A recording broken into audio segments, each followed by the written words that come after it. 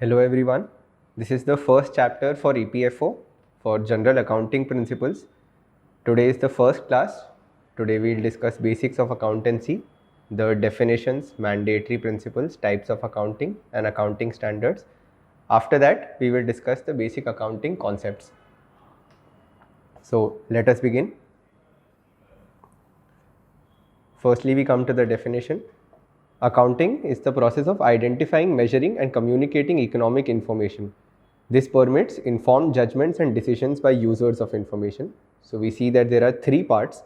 First is identification of economic information, whether or not a transaction has any economic value. So mind that economic value is necessary. If something cannot be measured in economic terms, it will not be accounted for in the standard form of accounting. Second is measurement. Measurement means estimating or quantifying the value. For example, if I buy a 10 rupees chips packet, that has to be recorded as 10 rupees chips packet, not just a packet of chips. So quantifying the value of every transaction is important for accounting. And third is communicating. Communicating in this form means recording the statement in different books of accounts. So books of accounts we'll study in later chapters. These are basically different forms of registers. You might have seen in various shops that they have a ledger, a cash book, a journal. So every transaction in accounts has to be registered in different books of accounts. Accounting information can be used by different users.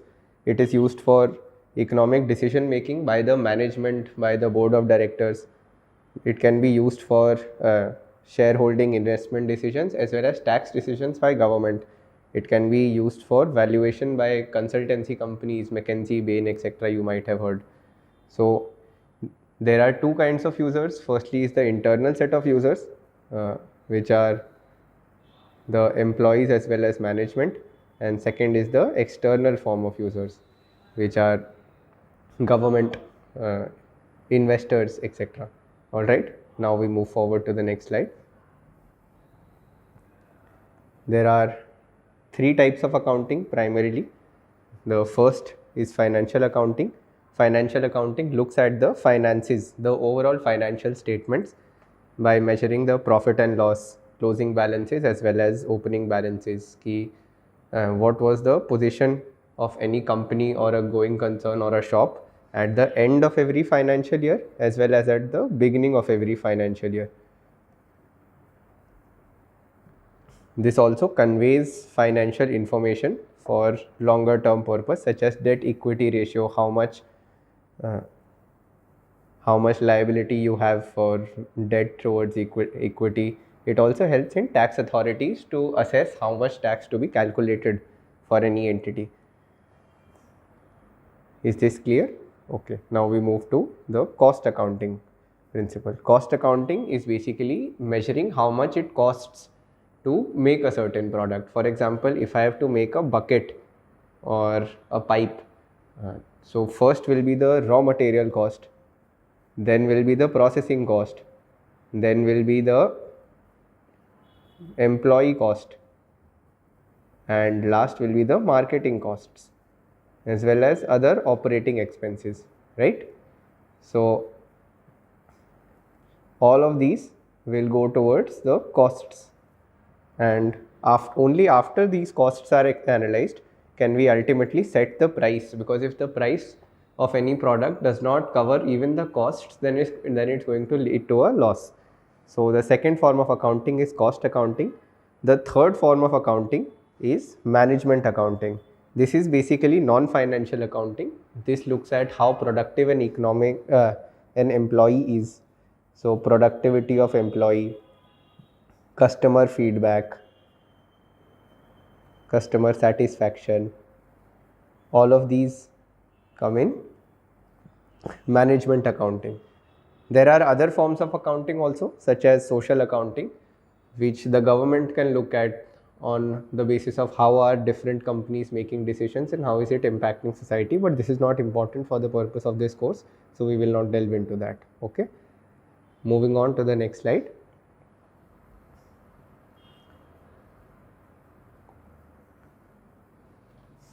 Okay, so now we will start with the theory part of accountancy. So accountancy books have to perform certain features. They have to live up to certain expectations because there are different users of the economic information. What type of users did we discuss? We discussed internal users, the employees as well as management, as well as the external users, the shareholders, the tax authorities, government, etc. So for the benefit of all of these, there are some mandatory features of any accounting books. Alright, we will discuss what these accounting books are in detail in the coming lessons. For now, just know that all of these accounting books have to follow certain principles. I will just give you a brief hint, brief summary: cash book, journal,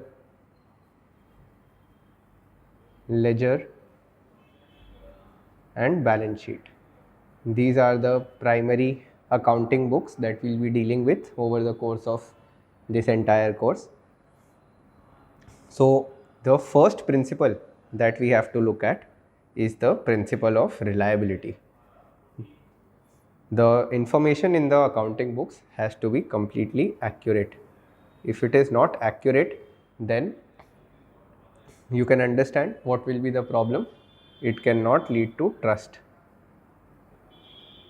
So the absence of trust will lead to false information. This makes the accounting books irrelevant. Now we come to the second part, which is relevance.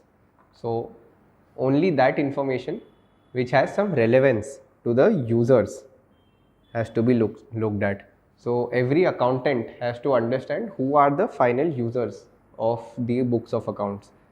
So whatever is being taken has to be recorded in that manner. For example, if a shopkeeper provides food for his employees, so he does not have to mention, if he is keeping food for employees,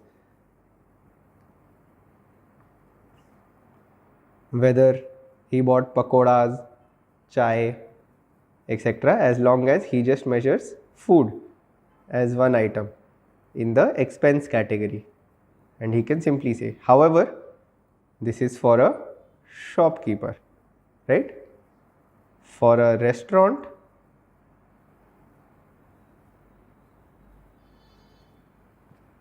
what food items were taken becomes relevant information.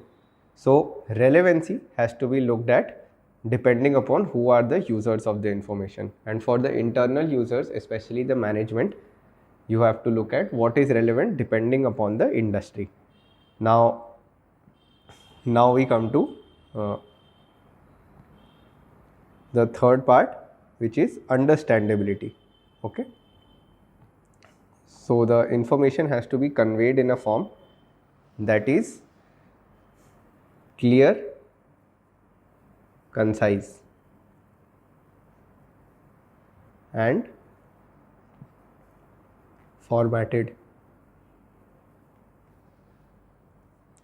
This will ensure that ultimately the readers of the information have access to actual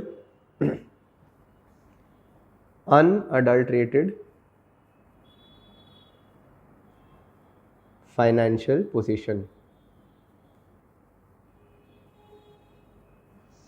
So maintaining the integrity of the account books requires that the person who is ultimately going to be using these account books not just knows that these are reliable and relevant information, but is also able to understand.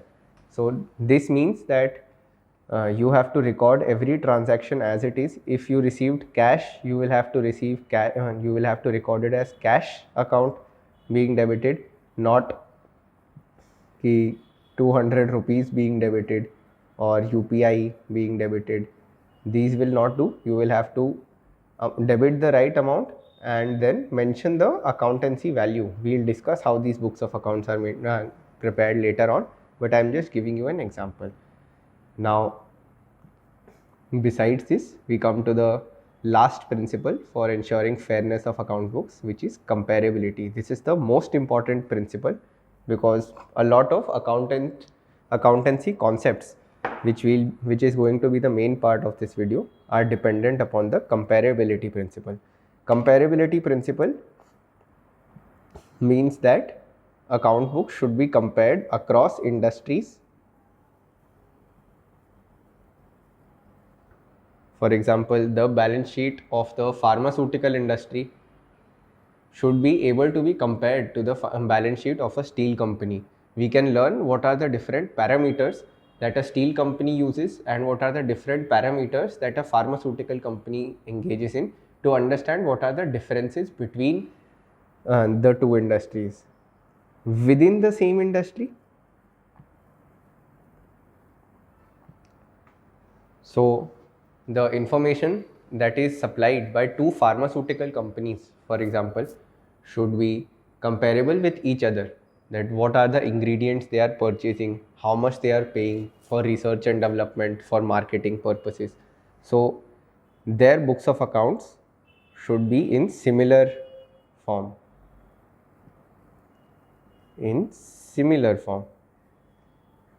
Third is across time.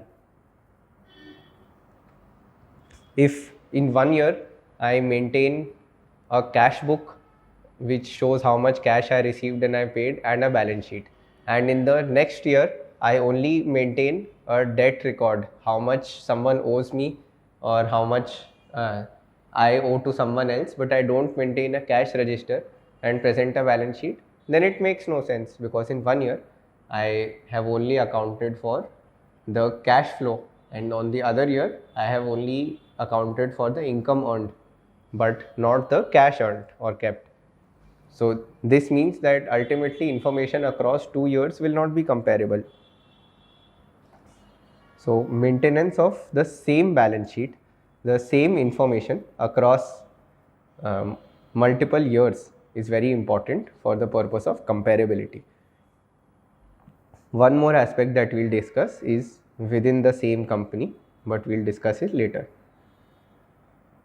Within same company, we'll come to this towards the end of the class. So if this is clear, let's move on to the next part, accounting standards. So accounting standards are basically principles or rules which have to be followed for maintaining books of accounts. Maintaining books of accounts. What kind of transactions are you supposed to record? How much are you supposed to value something? What value will you involve? So what books, what value, what time. These are basically some of the rules that the accounting standards have to look at. So the most popular is the GAAP, the Generally Accepted Accounting Principles. These are a set of rules for accounting. This was started in the USA, but India's own Generally Accepted Accounting Principles were laid down by the ICAI. The ICAI has also laid down accounting standards. There are multiple accounting standards, AS1, AS2 they are called, which those who are studying for CA might be aware of, that every particular book has to be maintained according to different AS. The next set is the International Financial Reporting Standards, the IFRS. These are not rules, understand, these are not rules, these are only principles. So the GAAP was a set of rules. They provided what value. For example, they said historical cost is to be looked at,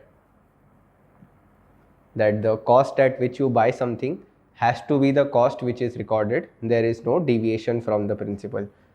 The IFRS, for example, provides for the fair value concept. How is the fair value going to be arrived at? Is dependent upon the specific jurisdiction. Jurisdiction is any country which is supposed to apply these rules. So the IFRS is what is accepted across 167 jurisdictions, including the European Union. India has also come up with the National Financial Reporting Authority under the Companies Act for implementing the IFRS in its own form. So the NFRA now replaces the ICAI's mandate. The ICAI is Institute of Chartered Accountants of India. Earlier it used to set the accounting standards as we saw, but now the NFRA sets the accounting standards for companies as well as for other different accounting entities. So the ICAI now only conducts the exam for CA. Okay, if this is clear, let's move on to the next slide.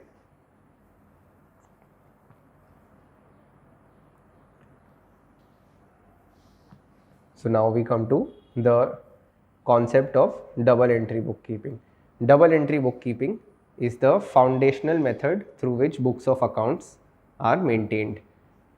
Double entry basically means that every books of account has two different categories.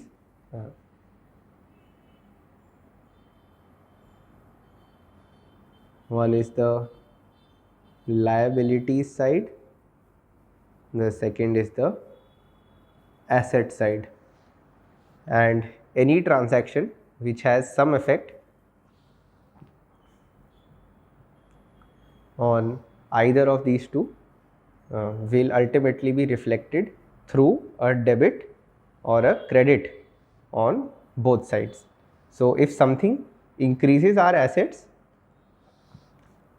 it is debited. If something increases our liability, it is credited.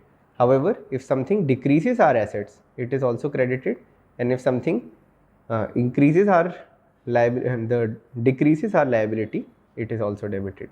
Understood? So bookkeeping is the act of record keeping for financial information. We'll discuss the rules of debit and credit later on in proper depth in the next class.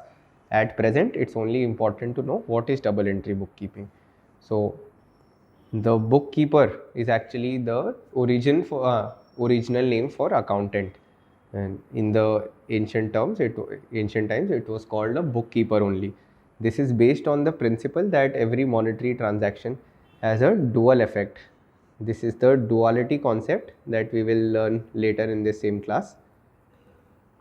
This helps ensure accuracy of financial information and seamless flow of data, because if anything is measured on both sides, the debit as well as the credit side, ultimately it is reflected in a proper form across the final books of account in both the ledger as well as the balance sheet.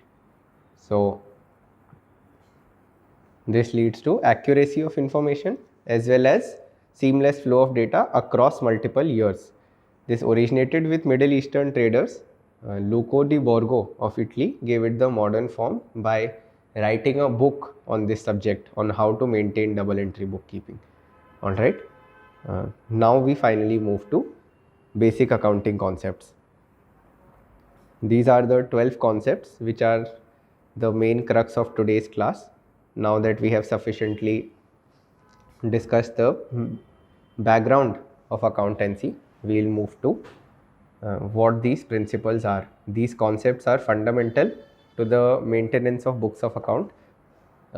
This is different from the cautions that we originally discussed. You remember? Reliability, relevance, understandability, comparability. These are slightly different. These are the technical measures that are used while maintaining the books of accounts, but they are directly dependent upon these 4 cautions. Okay, so these are the 12 concepts that we'll be discussing over the course of this class. The business entity concept, the money measurement concept, the going concern concept, accounting period concept, cost concept, duality concept, matching concept, as well as 5 conventions. Okay, so these conventions are also called concepts, but these are not the same as the previous concepts. We'll discuss their differences: the full disclosure, consistency, prudence and conservatism, revenue recognition and materiality. Okay, let us begin. First is the business entity concept. This means that the business entity is separate from its owners. Alright, so this means that a business is a separate legal identity altogether. While we maintain the books of accounts, we maintain it for the business, not for the owner. The owner is only a liability. The capital invested by the shareholders is recorded as a liability of the business, which will ultimately be paid back. Now you will see in the next principle how this is slightly contradictory to one of the other accounting concepts that we will be discussing, but we don't have to worry about it. Okay, the capital invested by a shareholder is a liability for the business and it will ultimately be paid back. Moving on to the next concept.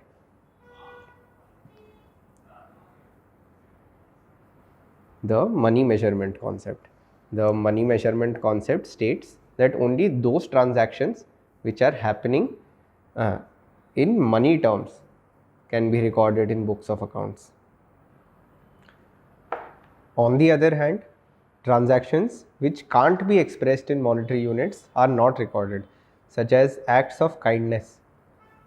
If I tell someone that, listen, you're looking very good today, that is, or please take care, please go home early if you want to, that is only an act of kindness. That does not have any direct monetary impact, and as a consequence, it cannot be recorded in the books of account. On the contrary, any transaction which has economic value in monetary units, such as charity, if the business donates something to the people for advertisement or for genuine goodwill, all of these will be recorded because they have monetary value. They can be expressed in terms of money.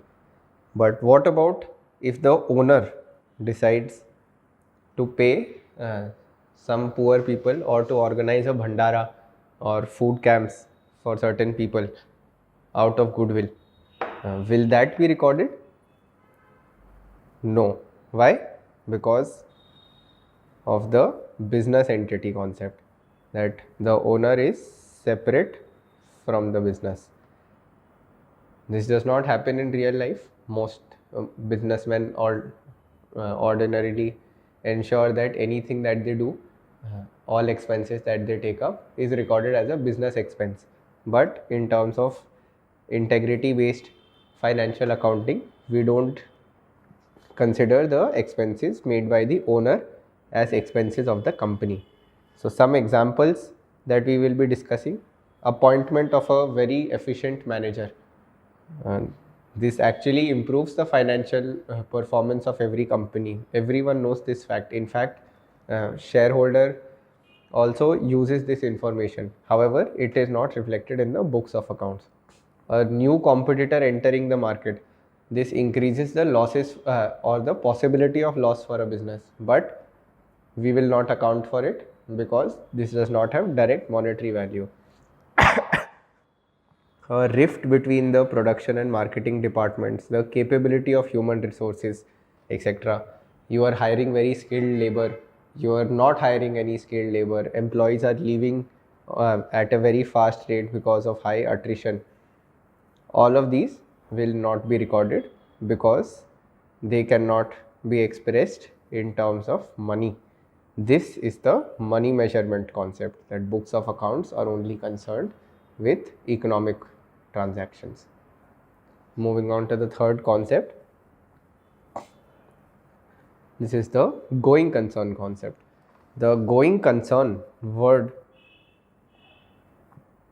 the word going concern normally means that companies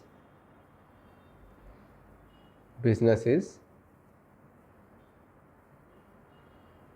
will go on, made out of one poem. It says that owners may come and owners may go, but company goes on forever. So this is basically the idea of a going concern concept, that the firm would continue to carry out its operations indefinitely. This allows for closing accounts to be prepared at the end of every year and opening accounts to be prepared at the beginning of the next financial year. Now this is where I had earlier pointed out a contradiction that we'll be seeing. Do you remember with the business entity principle, with the business entity concept, we had seen that the owner's invested capital is a liability for the business. It has to be paid back on some day. How will you pay it back if the firm will carry on indefinitely? This is merely a contradiction that is philosophical in nature. It does not impact how we prepare our books of accounts. These concepts are only to maintain accurate books of accounts. If we are to maintain books only on the basis of that what happened in 1 year, then we will not be able to record debt for multiple years, 3 years, or cash for 1 month accurately. As a consequence, we ensure that the going concern concept is applied so that we have timely, accurate information about financial data for any company, for any shop, or any sole individual or partnership. Okay, moving on to the next slide.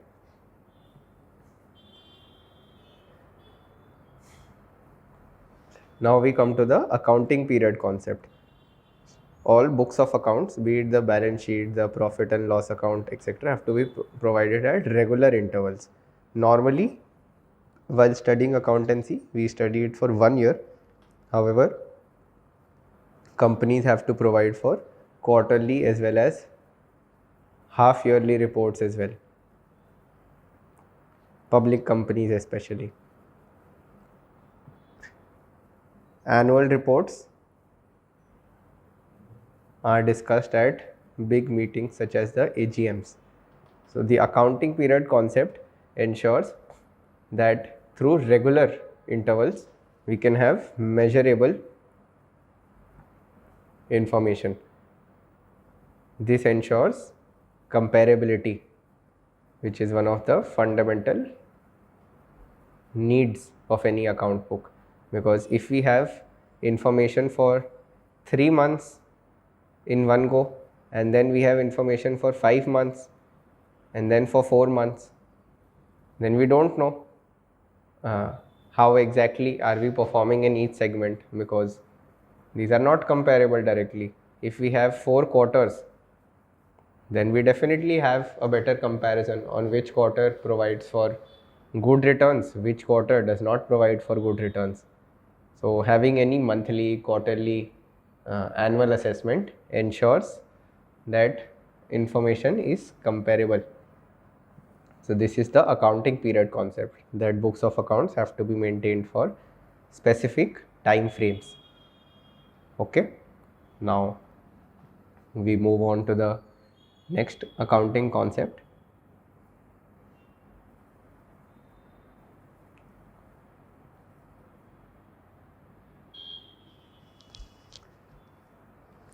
The fifth concept that we'll be discussing is the cost concept.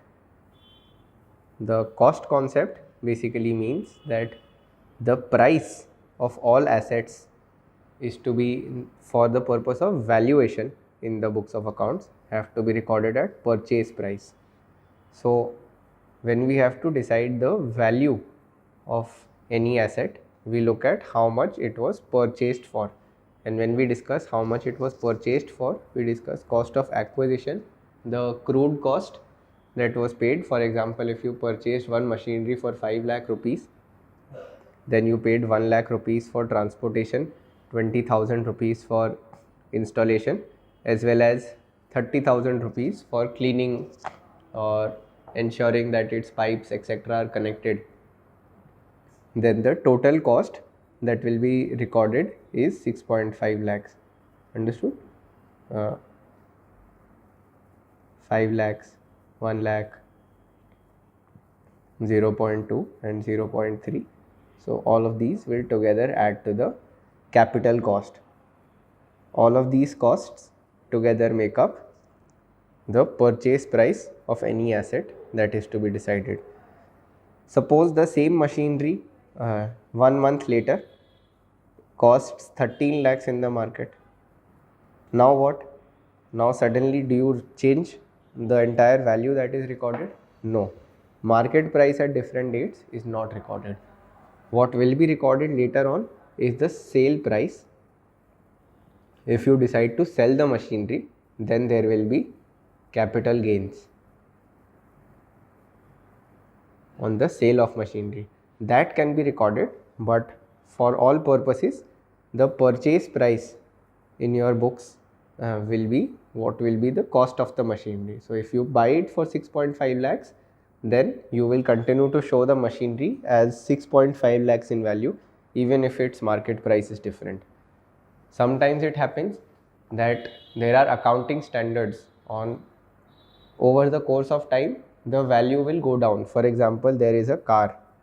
It might cost 30 lakh rupees. An expensive sedan might cost 30 lakh rupees when you buy it. But the moment you buy it, you cannot sell it for 30 lakhs anymore. So what we apply is depreciation. We will discuss this concept later on in another class in proper depth. At present, just understand that sometimes depreciation of value happens or appreciation of value also happens. Appreciation of value only normally happens for land, because over the course of time you might have purchased a land or a house for 25 lakhs. It could be worth 1 crore in modern day property prices.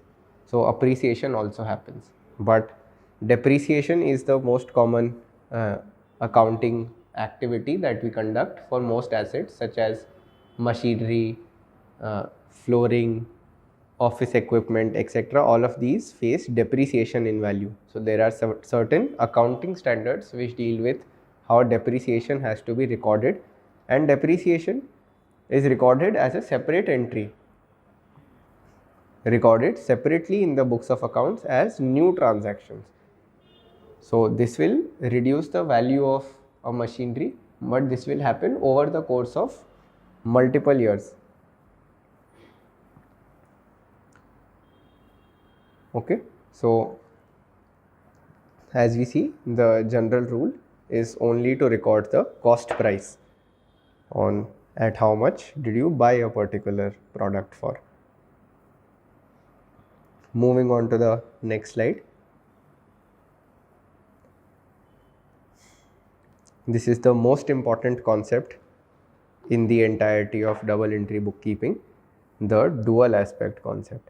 The dual aspect concept basically means that every transaction has a dual effect. We discussed it earlier also while giving the background of theory of double entry bookkeeping. This means that every transaction affects two accounts on opposite sides.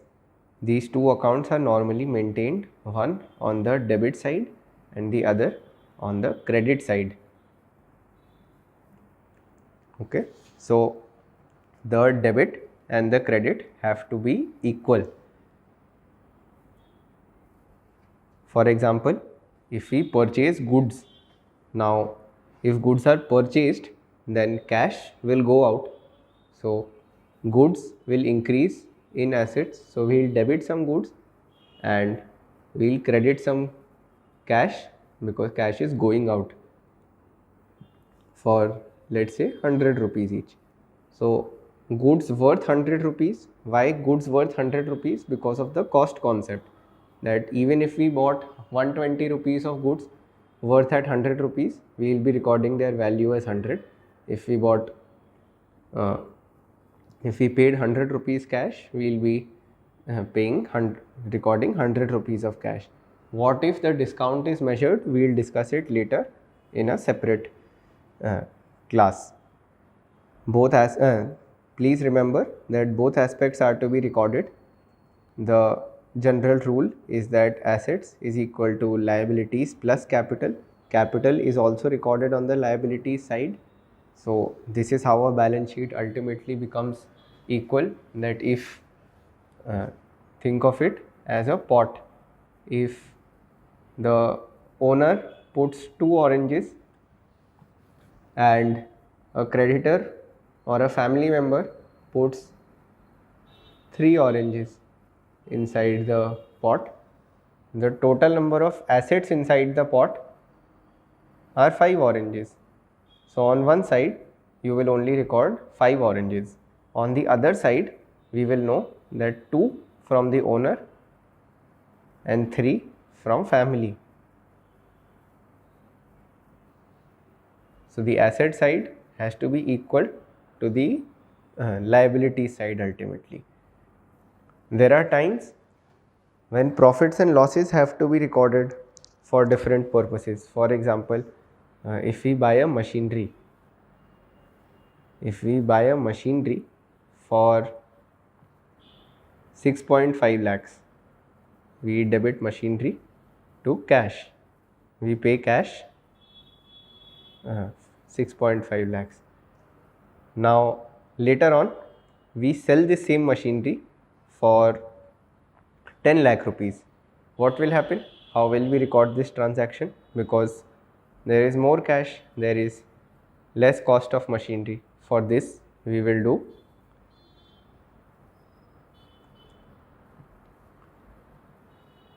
cash. If we get 10 lakh rupees to machinery 6.5 lakh and to profit and loss account. This is a profit because it's being credited. So profit and loss account 3.5 lakh. Ultimately both sides have to be equal. If 10 lakh are debited, 10 lakh have to be credited also. Okay, so this is the dual aspect concept. This is the basic foundational principle on which ultimately all double entry bookkeeping is done. Now we move on to the next slide.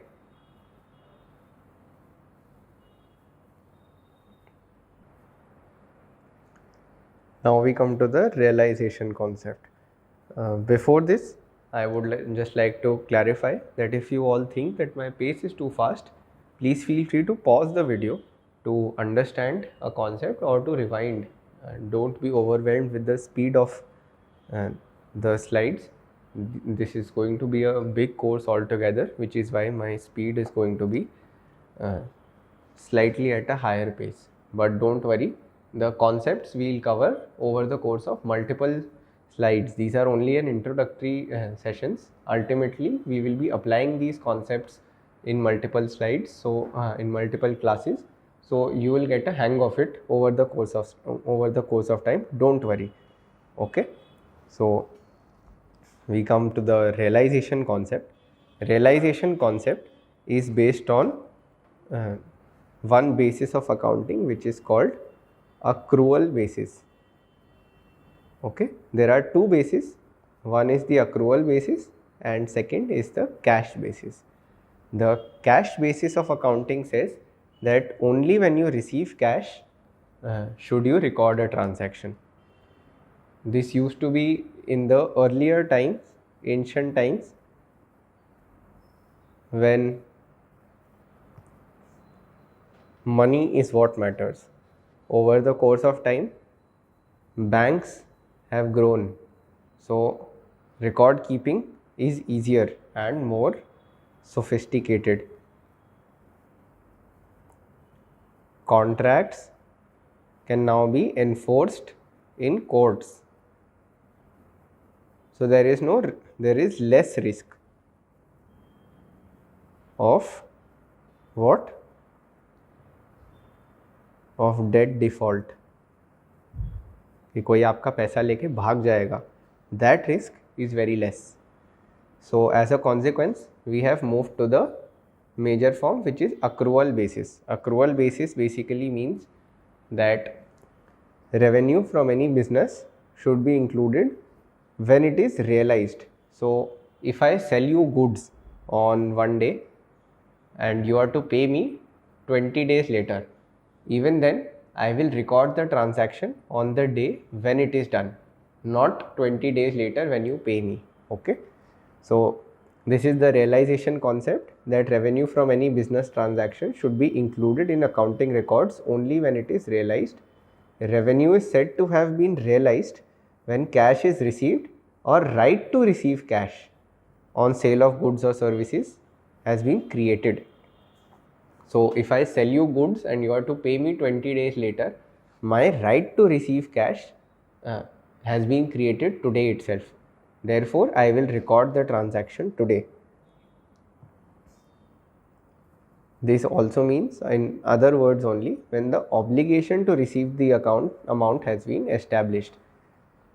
One should record revenue when it has been earned, not when the payment is collected. When the payment is collected, we will make a separate entry. Please understand. This helps in ensuring details of one accounting period are maintained within that period itself. For example, if I sell goods on 30th March or 29th March, but the payment is to be received 10 days later, how will I record this entry? And don't worry, I will be explaining how to record journal entries over the course of other classes. I am just giving you these examples so that if you are able to understand how double entry bookkeeping works. So if I sell goods on 30th March and they are to be paid for 10 days later, so my creditors is going up. So I will say creditors debit for rupees 100 to goods debit for rupees 100. This will be on 30th March, and then on 31st March I will make my balance sheet. The opening balance sheet over the course of the next financial year will have some creditors, and on 10th of April or whenever that money is paid, I will say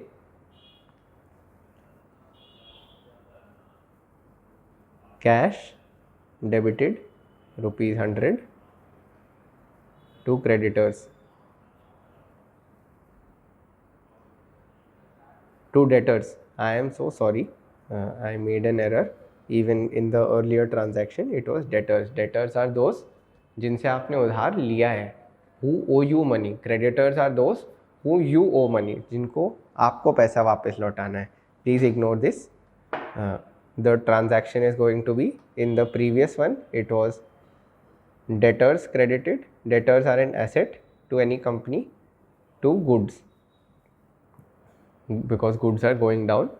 After realizing, it becomes cash debited to debtors for the same amount, rupees 100. If the debtor is unable to pay, for example the debtor pays only rupees 90, then we also credit it to loss account. Then we also debit the loss. We get 90 rupees of 90 rupees of cash, 10 rupees of loss, and 100 rupees of debtors are being removed. So this is the realization concept, that at present we only record how much is realized. Okay. So one example that we can look at is, if A sells 100 barrels of oil to B on 10th Jan, it will be paid on 10th Feb, then revenue is realized on 10th Jan, whereas debt will become realizable on 10th Feb. Before that, if I claim the debt, the debtor has the right to say no, I will pay after 10th Feb. This is out of our syllabus. Okay, moving on to the next slide.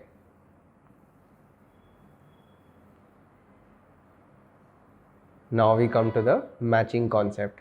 The matching concept states that expenses incurred in the accounting period should be matched with revenues during that same period. That it implies that all revenues earned during one accounting year whether received or not received during that year, and all costs incurred, whether paid or not paid, will be taken into account while ascertaining profit and loss of that year. So this is the reason why in the previous slide, even if we sell goods on debt, we have to maintain that there is a debtor for rupees 100 and goods have gone down by rupees 100, because our balance sheet has to reflect ultimately that there is a debtor as well as some goods. We cannot wait for cash to come in before we record a transaction. It has to be conducted in the same time period. It is also a part of the matching concept that both sides have to be equal across time. So as a consequence, this is a corollary of the accounting period concept and the duality concept. You remember a few slides ago, I had given the example of how we sell a machinery for rupees 10 lakhs, which was worth only rupees 6.5 lakhs. Remember? So we had also credited the profit and loss account for 3.5 lakhs. This ensures that whatever profit we have made will be made in that same accounting year. What if this P&L, this profit that we had made, was to be vested over 5 years? Then we would have to provide for provisioning. So some of it, while we receive cash, some will be machinery.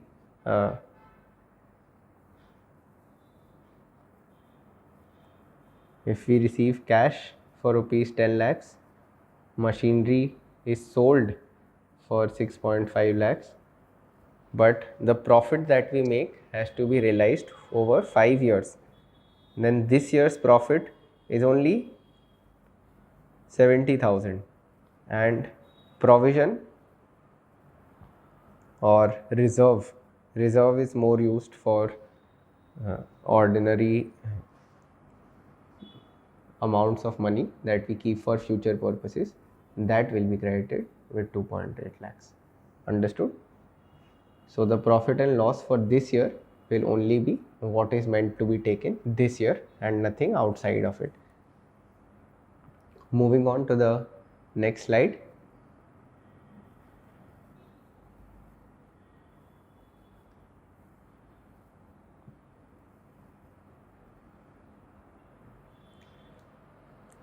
Now we come to the full disclosure concept. This is also a convention. Okay, this is not the same as the other concepts, because the other concepts had a direct bearing on how books of accounts are to be made. This is a guiding factor. This concept basically says that all material and relevant facts, material means important, relevant means which the users will consider valuable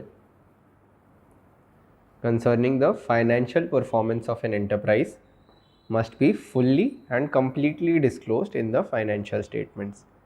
This is a direct corollary of the reliability requirement that we discussed earlier.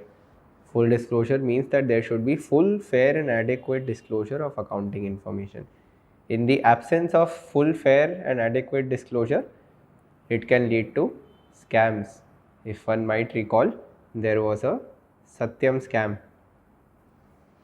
a few years ago where they had not disclosed the existence of some books of accounts and they had fake information about employees. This led to banning of the auditing firm that had conducted the audit because they did not record the fault that the Satyam company had made. Result also led to some arrests and a loss in the general investor confidence.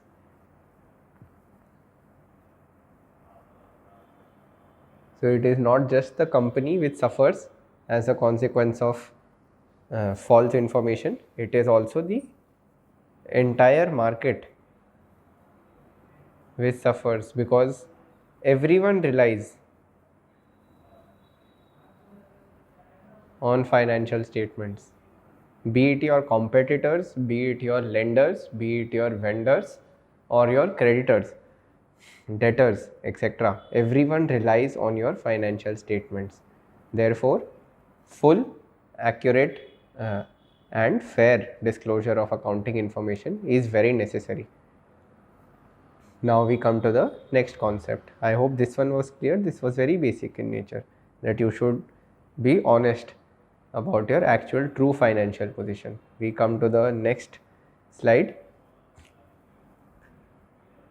This is the consistency concept. All the coming concepts are basically conventions in some form. They can be deviated from if there is a need, but they should not be deviated from, is basically the idea of having a convention. So consistency convention basically means that the same accounting principles should be used for preparing financial statements year after year. One should maintain consistency because it allows for comparison, which helps in the comparability of different accounting statements. As we had studied, all financial informations need comparability so that decision making as well as cost cutting is possible over the long run.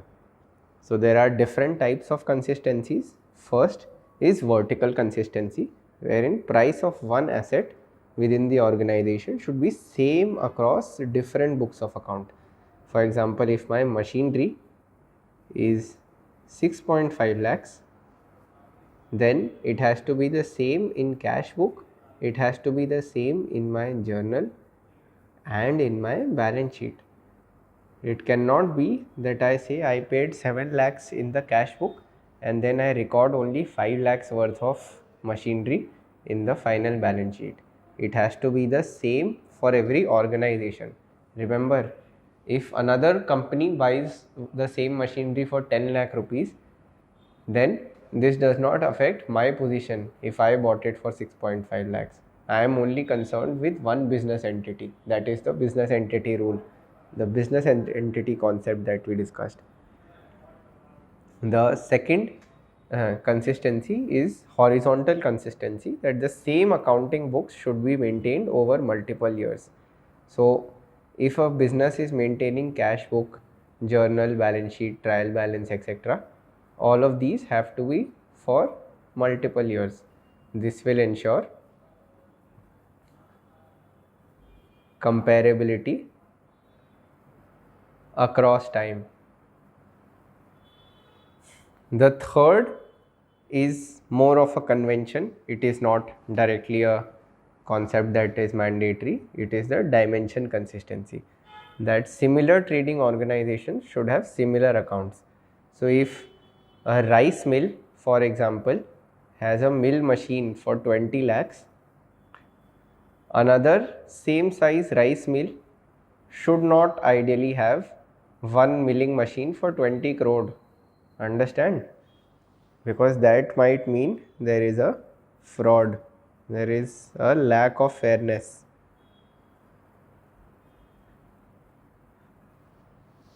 So overall, across the industry, if all entities have the same prices, we can generally come to terms on what is the standard industry practice in a particular industry. This is applicable for all industries, be it trading, be it airlines, or any other industry, the same principles are followed. Understood?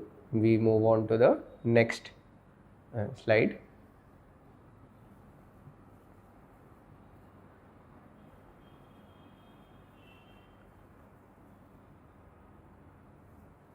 This is the 11th concept. Sorry for the numbering. The materiality concept, that only material facts which are important as well as relevant information should be supplied to the users of accounting information. The materiality of a fact depends upon its nature as well as the amount involved. So, any fact would be considered material if it is reasonably believed that its knowledge would influence the decision of informed users of financial statement. For example, money spent on food, as we had discussed earlier, money spent on food for employees can be recorded. It is not relevant what the food was which was eaten. If you spend rupees 1000 every day consistently for 10 employees lunch, then that is not a problem. However, if one fine day you spend 1 lakh rupees on a single day for the same 10 employees, then you have to specifically record. Why? Because it's not just the nature but also the amount which is involved. So if you are using a very high amount,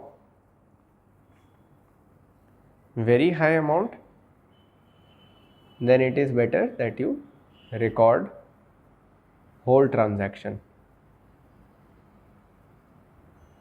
This makes your entire books more fair. Whenever I say books, please understand it is obvious that I only mean books of accounts. This is not fiction or non-fiction books that I am talking about. So, for the fairness, for reliability, for relevance, we will have to work on the materiality concept. This is also a convention. Okay. Now we move on to the last of all.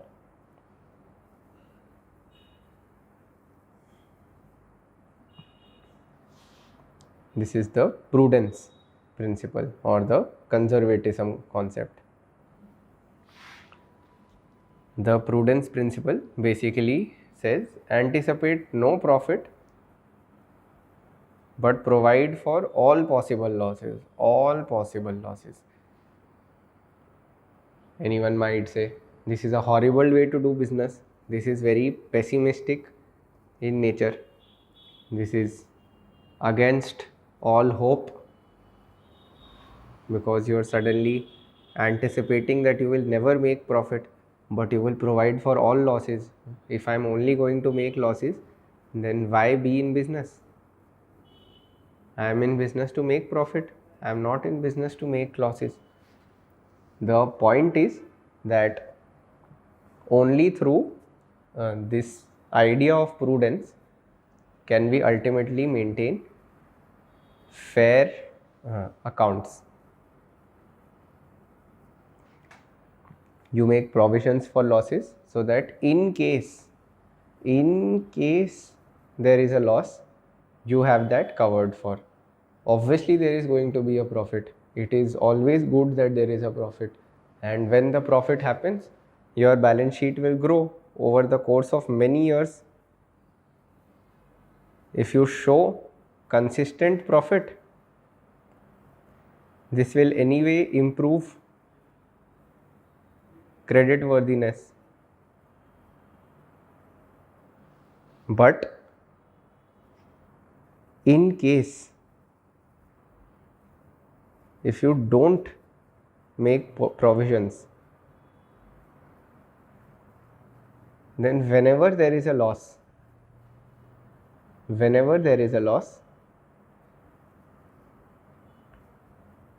you will be caught off guard. that is not something that any business wants to afford. As a consequence, we provision for all losses and we anticipate no profit. This keeps us grounded in reality. There is a poem by Harivansh Rai Bachchan, उसमें एक line आती है कि स्वप्न पर ही मुग्ध मत हो, सत्य का भी ज्ञान कर ले. That ultimately, please be grounded in reality that there is a possibility of losses also. So be grounded and ensure that if there are profits, you can be happy later on, but the business has to anticipate. So we make different provisions for losses, be it provisions for NPA, provision for depreciation, provisions for fire, etc. We keep certain provisions. This allows us to balance our losses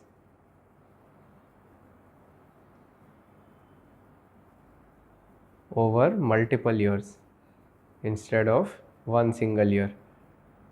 For example, banks make provisions for non-performing assets. They don't account for early payment of loan because of the conservatism or the prudence principle. This is basically the 12th set of accounting concepts that we have studied. So with this, we come to the end of the theory part of today's class. After this, we will discuss the various PYQs, previous year questions that have come in the last two EPFO exams. So today we discussed the definition of accounting, that it is the act of identifying, measuring and recording or communicating any financial information. We discussed different forms of accounting, be it financial accounting, cost accounting or management accounting. We discussed different accounting standards, the generally accepted accounting principles, the international financial reporting standards, as well as the establishment of the National Financial Reporting Authority, the NFRA, by India for setting up accounting standards for Indian companies. We also discussed what are the key features of any books of accounts. They have to be reliable, they have to be relevant, they have to be understandable, and they have to be comparable over time. We also discussed that there are different accounting concepts, these 12 accounting concepts that we discussed. So these are basically the crux of what today's class consisted of. Please have a look at the basic accounting concepts, the business entity concept, that all businesses have to be treated as a separate entity from their owners. The owners are not the business and the business is not an owner. The owner's investment is only a liability for the business. The second is the money measurement principle, that any information or transaction which does not have economic value will not be recorded in the books of account. Hiring of a very productive manager, entering of a new competitor in the market, loss of productivity of employees, all of this will not be recorded, whereas anything which has transactional value will be recorded in the books of account. The third was the going concern principle, that the business will continue to go on for the foreseeable future. It will not end. The fourth was the accounting period concept, that books of accounts have to be maintained for relevant periods of time at regular intervals. So be it quarterly, be it half yearly, be it annually, but books of accounts have to be made at regular intervals and not upon the whims and fancy of the accountant. The fourth was the cost principle, that the cost concept says that whatever cost you purchased an asset for, that cost has to be recognized. The sixth was the dual aspect principle or the duality concept, which says that every transaction has one debit side and one credit side. Then we come to the matching concept, that both the sides have to match, the debit and the credit have to be equal to each other ultimately. And then we come to certain conventions, which were the full disclosure convention, the consistency concept, the conservatism or the prudence concept, the revenue realization concept, and the materiality concept. The full disclosure concept says that fair value has been recorded. Consistency says that same accounts have to be maintained. Conservatism says all losses to be recorded, provisioned, and no profits to be anticipated. The revenue recognition principle says that whenever revenue is realized, not when the payment is received, then you will record it. And the materiality principle says that all important transactions have to be recorded. So these were the 12 accounting concepts that we discussed today. Now we will move on to the previous year questions. All right.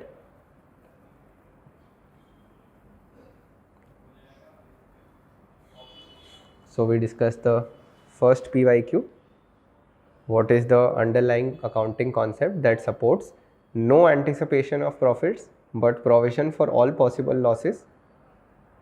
Please take a guess.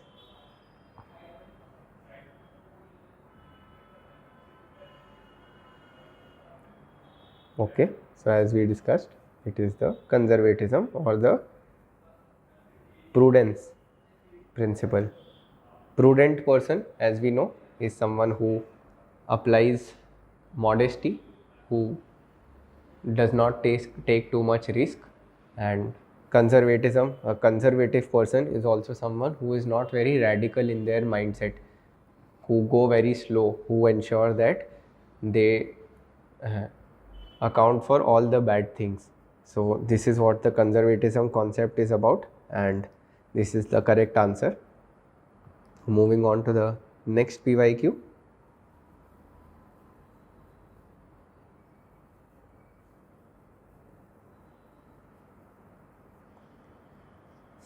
So which one of the following accounting concepts is applied by an entity when events such as new competitor entering the market or rift between production and marketing departments are not disclosed in books of accounts?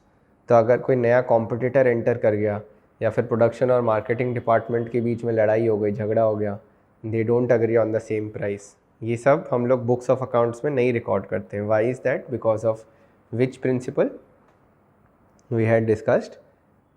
This is because of the money measurement principle. All right, moving on to the next previous year question.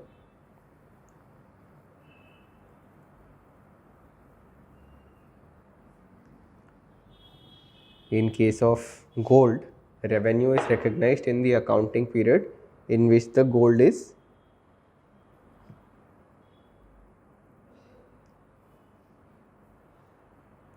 The answer is mined. Why? Because the asset becomes realizable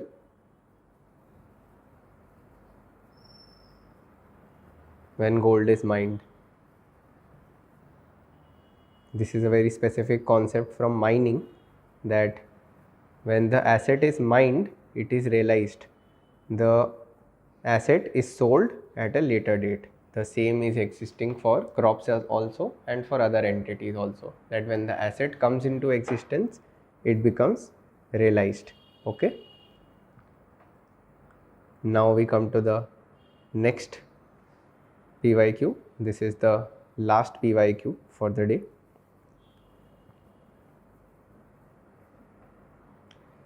In context of accounting, the term IFRS stands for A. International Financial Reporting Standards, B. Indian Financial Reporting Standards, C. Indian Financial Reporting System, or D. Indian International Financial Reporting System. We had discussed in this class that IFRS stands for International Financial Reporting Standards. So the answer is A. Okay, so with this we come to the end of the first class. We will be discussing accounting principles and the basics of account books, financial statements such as trial balance, balance sheet, etc. over the course of the next two classes. All right, have a good day.